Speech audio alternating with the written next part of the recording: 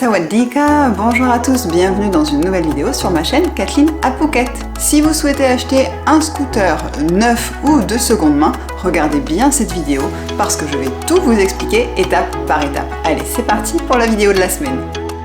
Il y a quelques semaines, Serge et moi, on a décidé d'acheter un nouveau scooter. Alors pour ceux qui me suivent déjà sur mon compte Instagram, Kathleen Phuket, que je vais écrire là en bas, vous êtes déjà au courant, puisque encore une fois, je partage plus de choses au quotidien que ce que là vous voyez une fois par semaine dans mes vidéos. Donc n'hésitez pas à venir me suivre. Donc on a acheté un nouveau scooter de seconde main.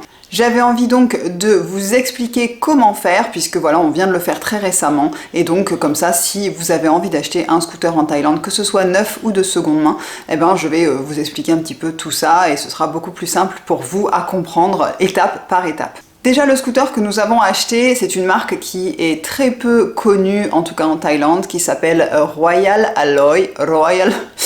Royal Alloy, donc ça fait très thaï, mais ce n'est pas du tout thaïlandais, c'est une marque anglaise, c'est une société qui est basée dans le nord de l'Angleterre.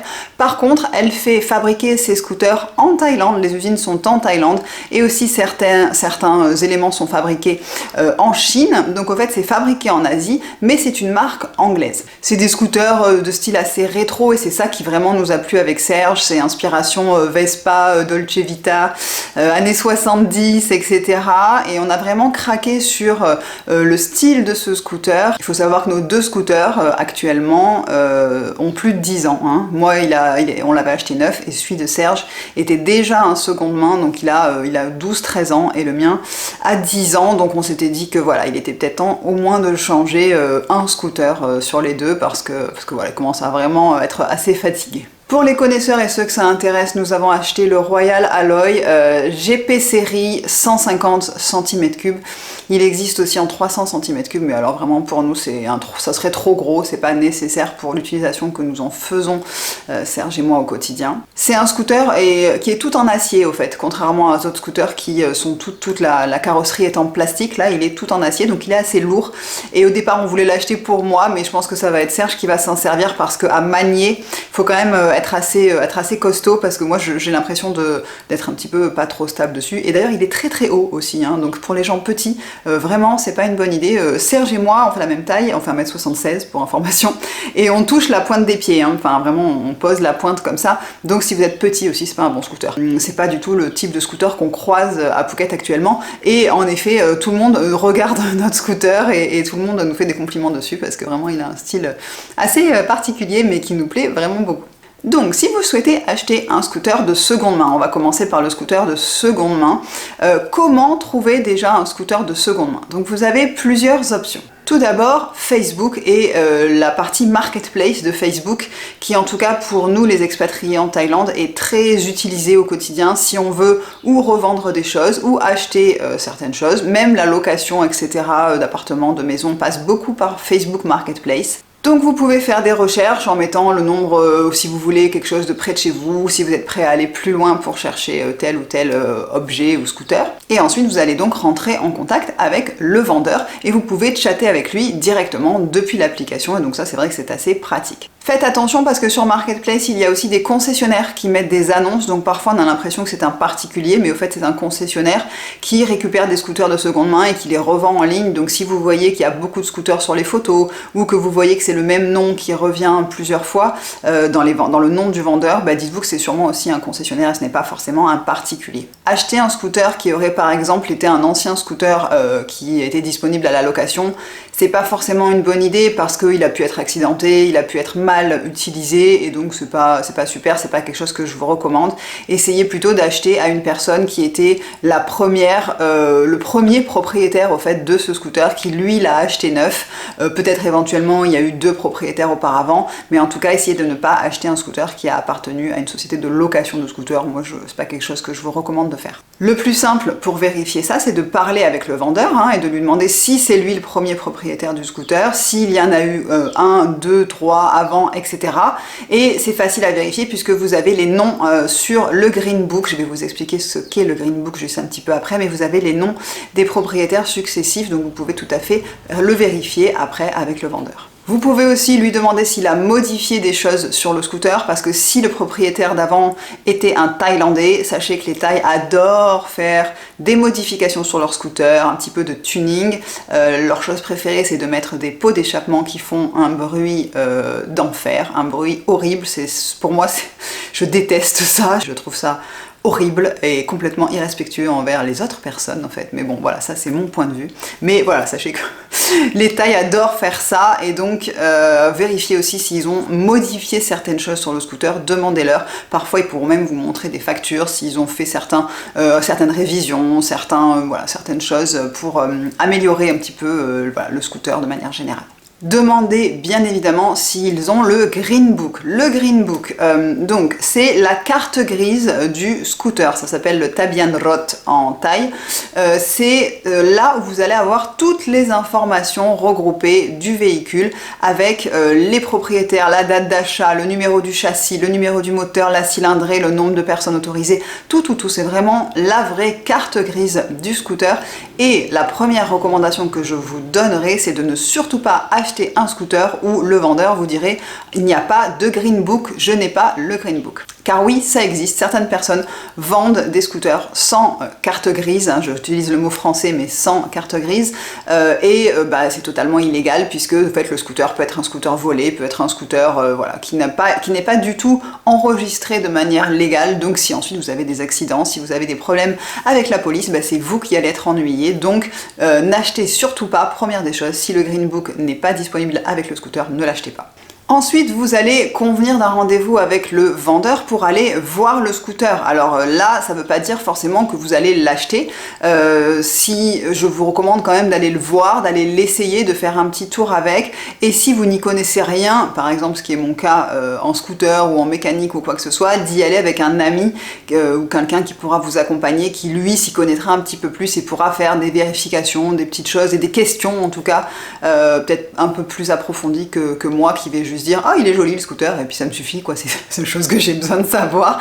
Donc essayez d'y aller avec quelqu'un, c'est toujours plus pratique. Et si, alors le top du top, c'est si vous avez un vendeur qui est thaïlandais, c'est d'aller avec un ami qui est thaïlandais, comme ça ils pourront parler en thaï et il y aura toutes les informations nécessaires beaucoup plus facilement. Préparez-vous tout de même à, si vous en avez envie, de pouvoir repartir directement avec le scooter. Donc c'est pour ça que quand nous, là par exemple, on a été acheter ce scooter, on y a été à deux avec Serge sur son scooter, parce qu'on s'est dit, si on l'achète, on rentrera chacun sur un scooter et on pourra le ramener directement.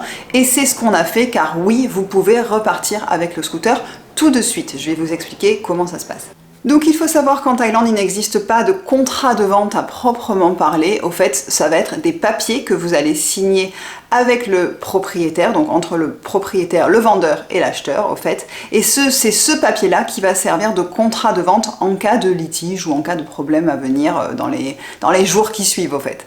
Généralement, comment ça se passe? Donc, le vendeur et l'acheteur vont tous les deux se rendre au Land and Transportation Office, qui est donc l'endroit à Phuket Town, en tout cas pour Phuket, qui s'occupe de tous les enregistrements des véhicules, et c'est là aussi où on passe le permis de conduire. Voilà, c'est vraiment tout ce qui concerne donc les transports, c'est à cet endroit-là. Donc, les deux personnes vont se rendre là-bas, vont signer les papiers ensemble, avec en effet, je vais vous dire après la liste des papiers qu'il faut emmener avec vous en tout cas pour faire ça. Et ensuite, le scooter va être inspecté pour être sûr qu'en effet le numéro de châssis correspond bien au numéro qui est marqué sur le Green Book, etc., etc. Tout se fait ensemble au Land and Transportation Office. Par contre, la plupart du temps, le vendeur n'a pas envie de venir passer ce temps avec vous au Land and Transportation Office, donc il n'a pas envie de se déplacer, de passer au minimum une demi-journée, si ce n'est pas plus, à faire tous ces papiers. Donc ce qu'il va vous donner, c'est un Power of Attorney, ça c'est en anglais, en français c'est une procuration, et il va donc vous signer une procuration qui vous autorise à aller faire les papiers à sa place au Land and Transportation Office. Donc vous avez besoin de ce Power of Attorney, en thaï je ne sais pas le mot par contre, mais bon, les mots il faut le savoir en anglais parce qu'en français ils vont pas vous servir à grand chose en fait. Donc, le vendeur doit vous donner plusieurs papiers pour pouvoir aller faire ce changement de propriétaire. Donc, je récapitule. En premier, il vous faut le Green Book, très important, il vous donne le Green Book du scooter. En deux, il vous donne une copie de son passeport, donc la première page où il y a ses informations d'identité, et une copie de son visa avec la date d'expiration de son visa. Les deux photocopies doivent être signées. Attention, toutes les signatures en Thaïlande doivent se faire au stylo bleu, hein, surtout pas au stylo noir, faites-le au stylo bleu. Et attention à la date d'expiration du visa. Nous là par exemple, le vendeur avait un visa qui expirait dans une semaine. Donc si le visa de la personne est expiré ou expire très prochainement, ça va être compliqué pour vous de faire les papiers parce que sinon si le visa est expiré, ce n'est plus possible de faire le transfert de propriété. Il vous faut aussi donc le Power of Attorney, donc la procuration signée en amont par le vendeur du scooter. Et le dernier papier, donc c'est ça qui sert de contrat de vente, c'est ça qui doit être fait en 2 exemplaires, en tout cas quand vous le faites avec le vendeur, vous pouvez au moins les signer au stylo, ça c'est certain. Vous pouvez essayer de commencer à remplir certaines informations, mais ces papiers-là sont complètement en thaïlandais du début à la fin, donc c'est assez compliqué. Donc avec Google Translate, vous savez l'option caméra Google Translate, vous pouvez essayer de comprendre certaines choses et des fois écrire au moins là où se trouve votre nom, le nom du vendeur, le nom de l'acheteur. Et puis après, tout ce qui concerne le véhicule, à part le nom, enfin le modèle, vous êtes, voilà, vous mettez ce que vous pouvez, vous écrivez ça au crayon de papier, comme ça au pire, ça peut être modifié par la suite. Par contre, les signatures, vous les faites au stylo bleu. Et ça s'appelle le Ownership Transfer Form, donc le formulaire de transfert de propriété. Ce papier-là doit être fait quand vous faites la vente en 2 exemplaires, donc le vendeur en garde un et l'acheteur en prend un avec lui, et c'est avec donc tous ces documents qu'il va se rendre au Land and Transportation Office. Si ce n'est pas encore fait, je vous vois là, les 60% qui ne sont pas abonnés encore à ma chaîne, c'est maintenant, il suffit juste de cliquer en dessous et vous pouvez vous abonner à la chaîne Kathleen Pocket et je vous remercie. 3 choses à vérifier donc avant de signer et d'acheter et de payer le vendeur pour acheter pour vous un scooter de seconde main. En 1, assurez-vous qu'il y a bien le Green Book, ça c'est quelque chose de très important et voilà, s'il n'y a pas, n'achetez pas. En 2, vérifiez l'assurance obligatoire. L'assurance obligatoire, c'est cette petite vignette que l'on a, alors sur les voitures elle est collée sur le pare-brise, sur les scooters elle est parfois collée sur le scooter, parfois vous la voyez dans un petit tube comme ça.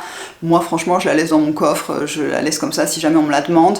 Donc ça c'est l'assurance, c'est le road tax, donc c'est l'assurance obligatoire qui, sans cette taxe là, vous ne pouvez pas officiellement circuler sur la route et si vous avez des accidents, hein, ben vous ne serez pas pris en compte par cette petite assurance que vous avez, mais même si vous avez une autre assurance, parfois ça peut poser problème parce que celle-ci elle est obligatoire, c'est l'État qui l'impose.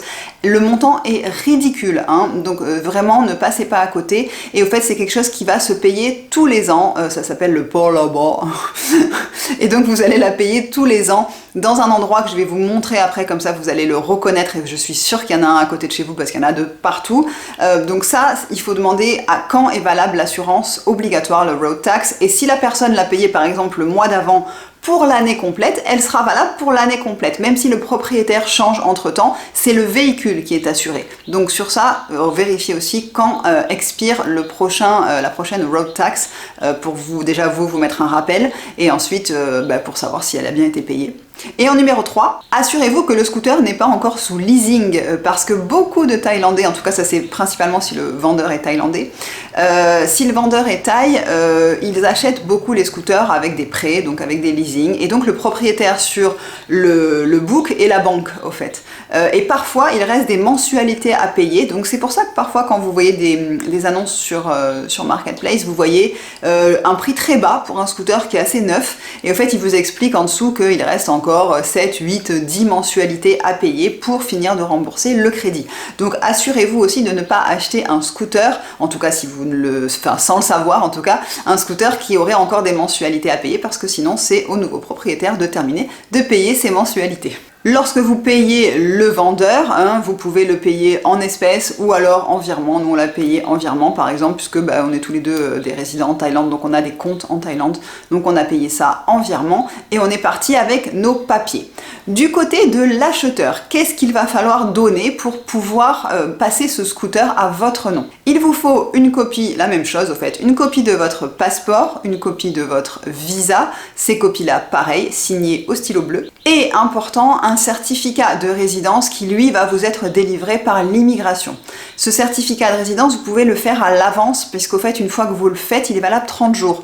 Donc si jamais vous savez que vous allez avoir à acheter un scooter dans les prochaines semaines, vous pouvez toujours le faire et vous dire que ce certificat-là, vous l'avez et il est valable pour 30 jours. Si vous avez un work permit, ce qui est notre cas à Serge et à moi, vous n'avez pas besoin de ce certificat de résidence. Le work permit suffit, donc une copie du work permit suffit pour prouver que vous résidez en Thaïlande. Donc ça c'est quand même bien pratique, on n'a plus à faire la queue à l'immigration parce que certificat de résidence veut dire aller faire la queue à l'immigration pour avoir ce certificat. Une fois que tous ces papiers sont faits, tout est réuni, que vous vous êtes assuré que tout est bien en règle, il va donc falloir faire le transfert de propriété. Et là, vous avez deux options. La première option, comme je vous l'ai dit, c'est d'aller au Land and Transportation Office ensemble, d'y passer environ au minimum une demi-journée, sous la chaleur, en faisant la queue, en faisant les photos. Alors vous pouvez y aller seul, comme je vous ai dit, si vous avez tous les papiers, vous pouvez le faire seul, sans le vendeur. C'est un endroit où ça parle vraiment pas anglais, c'est assez compliqué pour l'avoir fait il y a quelques années quand on a acheté la voiture. On ne sait pas où aller, on erre de service en service, les gens sont... En plus les termes, même si on se débrouille un peu en thaï, les termes sont quand même très techniques, donc c'est un peu compliqué. Ils sont pas très, on va dire que helpful, donc ils n'ont pas trop envie d'aider les étrangers non plus là-bas, donc c'est pas forcément un super moment, vous y passez une bonne demi-journée voire plus, et en tout cas vous pouvez après, on finit toujours par y arriver. Avec votre véhicule, il faut y aller bien évidemment avec le nouveau véhicule. Ils vont faire des photos, tout inspecter, etc. Et ça va coûter 200 bahts et généralement vous repartez avec votre carte grise qui est mise maintenant à votre nom et vous êtes officiellement maintenant le nouveau propriétaire de ce scooter. L'option numéro 2, et c'est une option que je connaissais pas et c'est ça que j'avais envie de vous partager aujourd'hui parce que ça nous a fait gagner un temps fou. Alors ça nous a pas fait gagner de l'argent mais ça nous a fait gagner du temps et c'est une technique que je ne connaissais pas, que m'a expliqué ma copine thaïlandaise et donc j'avais envie de la partager avec vous parce que je pense que ça va vous intéresser énormément. Donc lorsque j'ai expliqué à ma copine thaï au téléphone, je lui dis voilà j'ai acheté un scooter, on a rempli un peu les trucs mais franchement je sais pas où écrire le numéro de moteur, le numéro de châssis, je comprends pas avec Google Translate, est-ce que tu pourrais m'aider? Elle me dit ah mais t'inquiète, nous aussi les Thaïs on sait pas de toute façon comment remplir ce genre de papier parce qu'on n'est pas certain non plus des informations à quoi mettre dans quelle case, donc nous allons à l'endroit là où il faut payer le road tax, donc là où on va tous les ans pour payer sa petite vignette, c'est une vignette de contrôle technique d'ailleurs, je vous le dis aussi, puisque après 7 ans, les véhicules doivent être inspectés tous les ans, scooter comme voiture, donc tant qu'il n'a pas atteint 7 ans, vous pouvez y aller juste faire la road tax, mais par contre s'il a plus de 7 ans, il faut y aller avec le véhicule et vous avez une petite inspection qui est vraiment rien du tout et qui coûte pas très cher. Parenthèse fermée. Donc elle me dit tu vas à cet endroit et au fait eux ils vont pouvoir t'aider à remplir les papiers. Elle me dit c'est ce que nous on fait. Elle me dit nous les Thaïs on sait pas forcément non plus comment remplir ces papiers. On va là-bas et le monsieur ou la dame nous remplit les papiers avec nous, avec tout ce qu'on a emmené, donc tous les papiers qu'il faut bien évidemment, il faut tout emmener et il nous aide à tout remplir et là après on a deux options. Soit une fois qu'on a tout rempli, on part avec tous ces papiers qui sont bien remplis, bien faits, tout est ok et tout, on va nous-mêmes au Land and Transportation Office, soit option numéro 2 et c'est ça qu'on a pris, soit il y va pour vous. Donc là en fait, comme c'est une agence assermentée par l'État, puisqu'elle elle délivre, donc elle fait les contrôles techniques, elle fait aussi donc la road tax, elle est assermentée, elle a le droit de faire les choses pour le gouvernement. Et donc, ils peuvent faire les démarches à votre place, bien évidemment, avec une rémunération, c'est pas gratuit non plus. Donc, au fait, nous, ce qu'on a fait, c'est que nous sommes allés avec tous ces papiers, il a rempli tout pour nous, donc là c'était vraiment très pratique. D'ailleurs, si vous voulez aller chercher les papiers en amont, vous pouvez aller là-bas, ils ont tous les papiers, vous expliquez je veux vendre un scooter, donnez-moi les papiers, ou je veux acheter un scooter, donnez-moi déjà les papiers, et ils vous donneront tout ça. Donc il remplit tout ça pour vous, et ensuite il vous dit ok super, je vais moi au Land and Transportation Office, et dans 2-3 jours, je t'appelle et tu auras reçu ton petit, tu pourras venir récupérer ton petit Green Book qui sera à ton nom. J'ai trouvé ça extraordinaire, ça nous a fait gagner un temps fou, ça nous a pris 10 minutes de faire ces papiers-là. On a payé 1800 bahts, donc c'est vrai que le prix n'est pas aussi peu cher que si c'était 200 bahts, mais en tout cas là on a gagné pour moi beaucoup de temps, beaucoup aussi de manières de faire qui sont assez ennuyeuses à faire en Thaïlande, tout ce qui est administratif. Donc ça franchement, sachez que vous pouvez le faire dans ces agences-là, ils sont tous assermentés pour le faire, donc ça c'est quand même pour moi la découverte de l'année. Alors elle commence à peine l'année, mais en tout cas c'est déjà une bonne découverte pour ce début d'année, c'est pour ça que j'avais envie de vous en parler dans cette vidéo. Et faites attention, si vous avez signé ces papiers avec le vendeur, donc entre le vendeur et l'acheteur, sachez que vous avez 2 semaines, 15 jours, pour faire ce changement de propriétaire, sinon après vous êtes officiellement hors la loi. Donc voilà, sachez aussi qu'il faut quand même pas traîner pour faire tous ces papiers de changement de propriétaire. Avant de parler de l'achat d'un scooter neuf, parce que là c'est vraiment très simple, très rapide et beaucoup plus simplifié que ce que là je viens de vous expliquer, je voulais vous raconter une petite anecdote par rapport à la couleur du scooter, parce que c'est quelque chose qui nous est arrivé avec le scooter de Serge à l'époque, et donc ça aussi c'est quelque chose où il est préférable d'être au courant en avance pour ne pas faire la même bêtise que ce que nous on a fait. Alors je vous explique. Serge avait un scooter PCX donc qu'il avait acheté de deuxième main, mais qui était donc noir avec les plastiques qui étaient rouges. Avec le temps, c'est vrai que les plastiques sont complètement délavés, ils étaient presque rose pâle, donc Serge a dit bon bah je vais faire changer tous les plastiques, et le petit vendeur a dit bah écoute, je peux te remettre les plastiques noirs d'origine puisqu'ils étaient noirs, et donc comme ça ce sera tout noir et ce sera moins de couleur délavée, voilà, pour l'esthétique du scooter c'était quand même plus sympa. Donc il se retrouve avec un scooter qui était rouge et noir à un scooter qui était maintenant tout noir.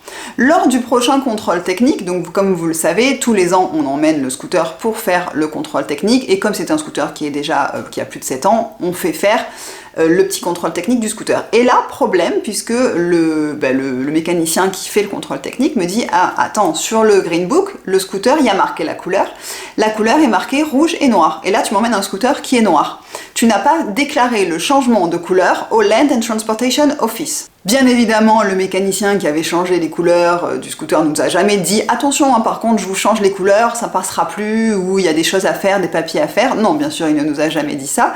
Et là, il nous dit « Oh, ben c'est pas grave, tu y vas avec ta facture de changement, des changements des pièces, et puis ils vont te déclarer le changement de couleur. » Bon, bien sûr, la facture, nous, on l'avait plus, on avait fait faire ça il y a des mois.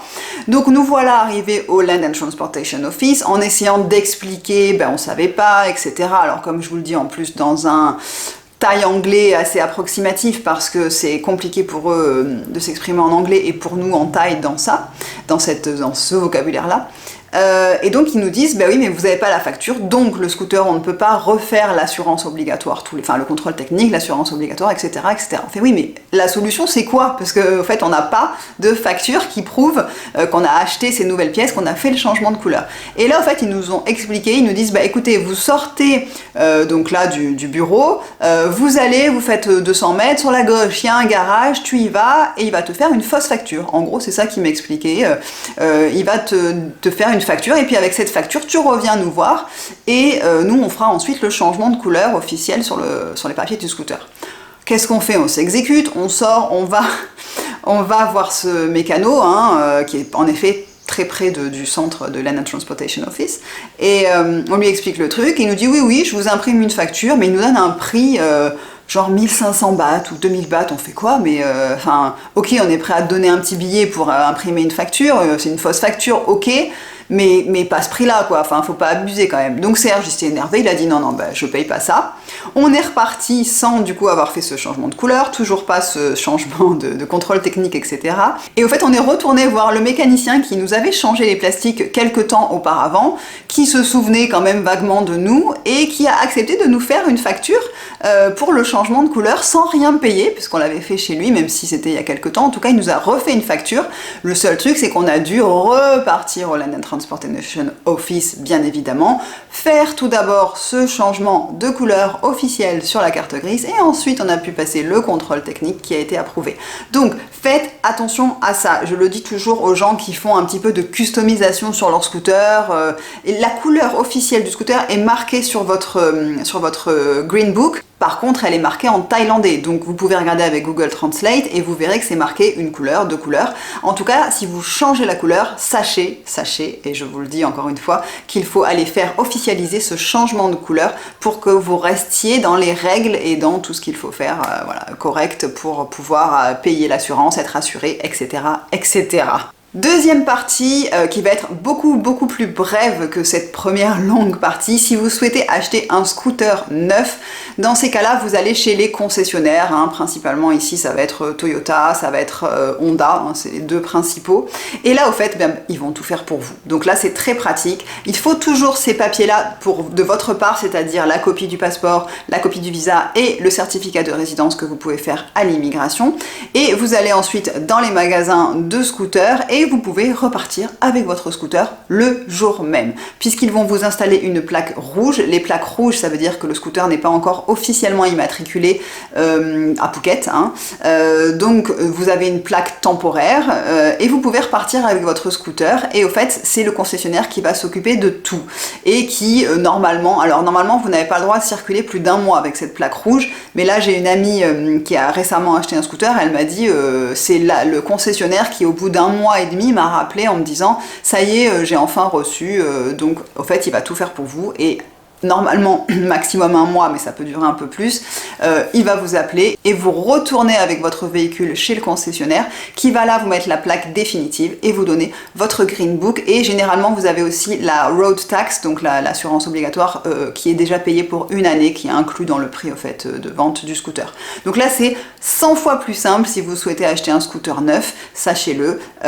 Pour ce qui est des petits scooters, c'est vrai que souvent c'est pas mal d'acheter un scooter neuf. Moi le mien je l'avais acheté neuf parce que c'est un petit 110 cm3. Maintenant quand c'est des gros scooters, plus grosses cylindrées qui coûtent plus cher, c'est vrai que souvent on va se diriger vers des scooters de seconde main pour payer un petit peu moins cher tout ça. J'espère que cette vidéo vous aura été utile. En tout cas, comme on est passé par tout ça, j'ai dit non, il faut que je vous en parle parce que ça vous fait toujours gagner du temps, ça vous donne un petit peu des conseils sur comment faire, faire attention à quoi ou quoi pour ne pas vous faire avoir non plus. Vous savez que c'est à ça aussi que sert cette chaîne. On partage notre vie, mais je vous donne aussi des conseils dès que possible. Donc voilà, j'espère qu'elle vous sera utile. Si j'ai oublié certaines choses, si vous avez des anecdotes aussi à me raconter, n'hésitez pas à me le dire dans les commentaires. En tout cas, je vous remercie d'avoir regardé cette vidéo jusqu'au bout. Je vous souhaite une très belle semaine et je vous retrouve samedi prochain 11h pour une nouvelle vidéo. Portez-vous bien. Bye bye.